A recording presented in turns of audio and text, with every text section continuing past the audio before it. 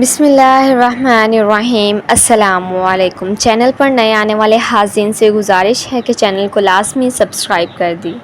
حضور اقدس صلی اللہ علیہ وآلہ وسلم کے معجزات میں سے ایک یہ بھی ہے کہ آپ جو دعا فرماتے وہ بارگاہ رب العزت میں قبول ہو جاتی۔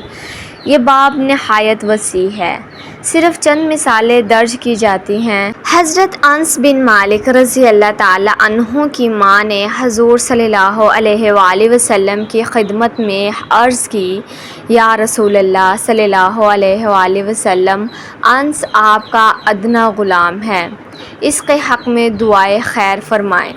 پس آپ نے یوں دعا فرمائی، یا اللہ تو اس کا مال اور اولاد زیادہ کر، اور جو نعمت تو نے اسے دی ہے اس میں برکت دے۔ ایک روایت یہ بھی ہے کہ تو اس کی عمر زیادہ کر اور بہشت میں میرا رفیق بنا۔ یہ دعا ایسی مقبول ہوئی کہ حضرت انس رضی اللہ تعالی عنہ کے باغ میں کھجوروں کے درخت سال میں 2 دفعہ پھل دیتے۔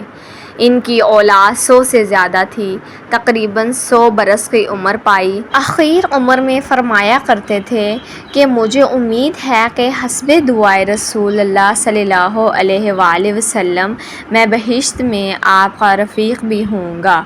اسی طرح حضور صلی اللہ علیہ وسلم نے حضرت عبد الرحمن بن عوف رضی اللہ تعالی عنہ کے حق میں دعا فرمائی تھی کہ اللہ تجھے برکت دے۔ اس دعا کی برکت سے اللہ تعالیٰ نے حضرت عبد الرحمن رضی اللہ تعالی عنہ کو تجارت میں اس قدر نفع دیا کہ جب 31 ہجری میں انہوں نے وفات پائی تو ان کے ترکہ کا سونا کلہاڑیوں سے کھودا گیا، یہاں تک کہ کثرت کام سے ہاتھ زخمی ہو گئے، اور ان کی 4 بیویوں میں سے ہر ایک کو 80,000 دینار ملے۔ انہوں نے وصیت کی تھی کہ 1,000 گھوڑے اور 50,000 دینار فی سبیل اللہ خیرات کر دیے جائیں۔ یہ تمام علاوہ ان صدقات کے تھا جو انہوں نے اپنی زندگی میں کیے تھے۔ چنانچہ ایک روز 30,000 غلام آزاد کیے، ایک مرتبہ 700 اونٹوں کا کارواں مال و اسباب سمیت صدقہ کر دیا۔ اسی طرح ایک دفعہ اپنا آدھا مال اللہ کی راہ میں دے دیا، پھر 40,000 دینار، پھر 500 گھوڑے، پھر 500 اونٹ اللہ کی راہ میں صدقہ کیے۔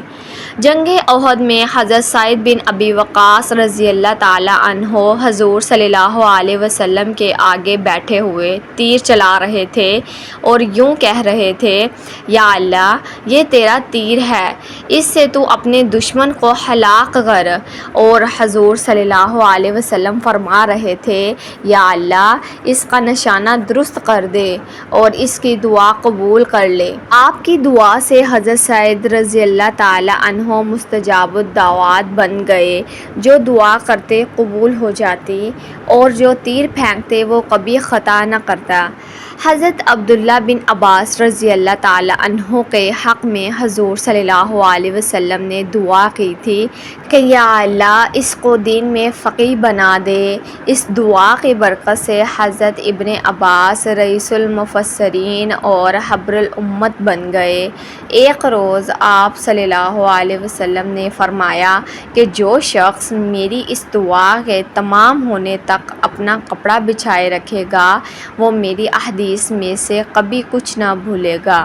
حضرت ابو ہریرہ رضی اللہ تعالی عنہ بیان کرتے ہیں کہ میرے پاس ایک کملی کے سوا کوئی کپڑا نہ تھا، میں نے کملی ہی بچھا دی، یہاں تک کہ آپ صلی اللہ علیہ وسلم نے اپنی دعا تمام کی، پھر میں نے اپنی کملی لپیٹ کر اپنے سینے سے لگا دی۔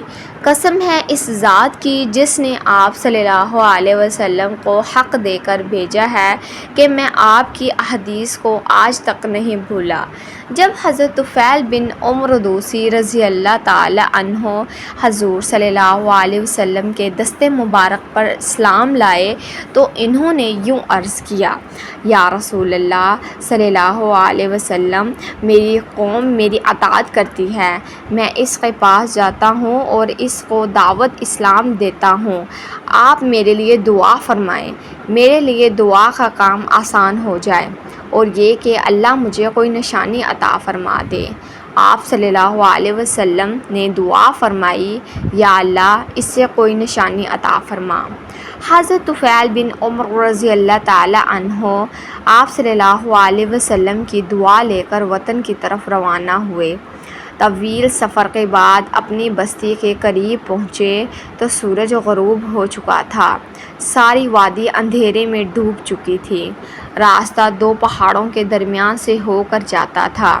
زبردست اندھیرے میں نیچے جانا بہت مشکل کام تھا۔ اس وقت ایک بہت ہی عجیب واقعہ ہوا۔ جو ہی حضرت طفیل رضی اللہ تعالیٰ عنہ نے نیچے کی طرف رخ کیا، ان کا چہرہ یکدم روشن ہو گیا۔ اس میں سے پھوٹ پھوٹ کر نکلنے والی روشنی نے ارد گرد کی فضا کو روشن کر دیا۔ حضرت طفیل رضی اللہ تعالی عنہ اس وقت اپنے قبیلے کے ایک ایک گھر کو دیکھ رہے تھے۔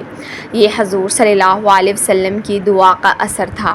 معلوم نہیں اس وقت طفیل رضی اللہ تعالی عنہ کے دل میں کیا خیال آیا، انہوں نے دعا کے لیے ہاتھ اٹھا دیے، اے اللہ اپنی نشانی چہرے کی بجائے کسی اور جگہ منتقل فرما دے۔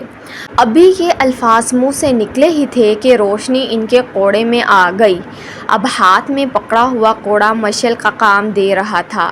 یہ وہ نشانی تھی جس کی وجہ سے وہ ذوالنورین یعنی نور والے مشہور ہوئے۔ حضرت نابغہ رضی اللہ تعالی عنہ بیان کرتے ہیں کہ میں نے رسول اللہ صلی اللہ علیہ وسلم کو شعر سنایا۔ آپ صلی اللہ علیہ وسلم نے پسند فرمایا اور میرے حق میں یوں دعا فرمائی، اللہ تیرا دانت نہ گرائے۔ حضرت نابغہ رضی اللہ تعالی عنہ کی عمر 100 سال سے زائد ہو گئی، مگر آپ رضی اللہ تعالی عنہ کا کوئی دانت نہ گرا۔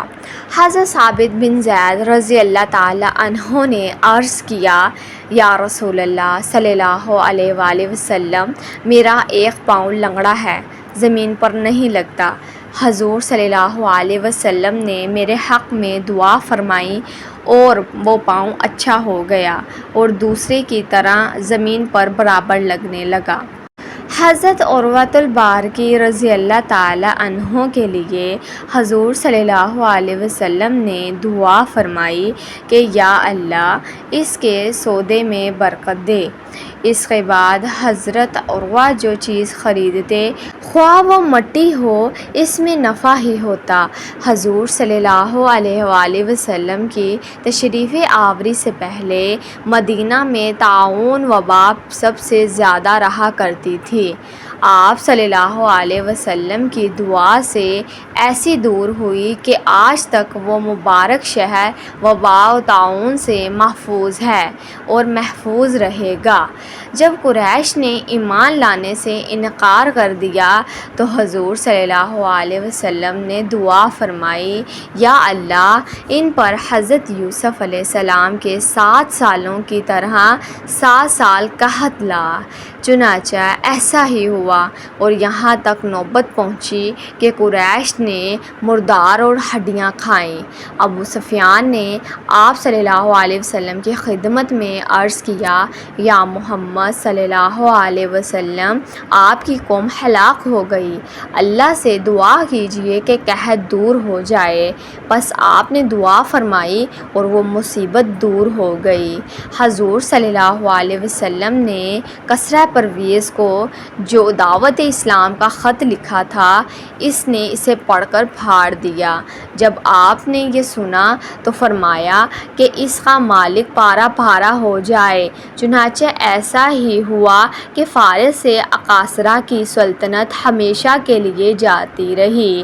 حکم بن ابی العاص نے حضور صلی اللہ علیہ وسلم کا مذاق اڑانے کے لیے اپنا منہ ٹیڑھا کر کے بات کی۔ حضور صلی اللہ علیہ وسلم نے فرمایا کہ اسی طرح ٹیڑھا ہی رہے۔ چنانچہ اس کا منہ ہمیشہ کے لیے ٹیڑھا ہی رہا یہاں تک کہ وہ مر گیا۔ حضور نبی اکرم صلی اللہ علیہ وآلہ وسلم نے محلم بن جثامہ کو ایک سریہ میں بھیجا تھا جس پر عامر بن اسبت کو امیر بنایا تھا۔ جب وہ ایک وادی کے درمیان پہنچے تو محلم نے عامر کو ایک معاملے کے سبب جو دونوں کے درمیان میں تھا دھوکے سے قتل کر دیا۔ جب حضور صلی اللہ علیہ وسلم کو اس کی اطلاع ہوئی تو آپ نے دعا فرمائی کہ محلم کو زمین قبول نہ کرے۔ اس دعا کے 7 دن بعد محلم مر گیا۔ جب اس کو دفن کیا گیا تو زمین نے اس کو پھینک دیا۔ اسی طرح کئی دفعہ کیا گیا مگر زمین نے قبول نہ کیا۔ آخر کار اس کو ایک غار میں پھینک دیا گیا اور پتھروں کی ایک دیوار اس پر بنا دی گئی۔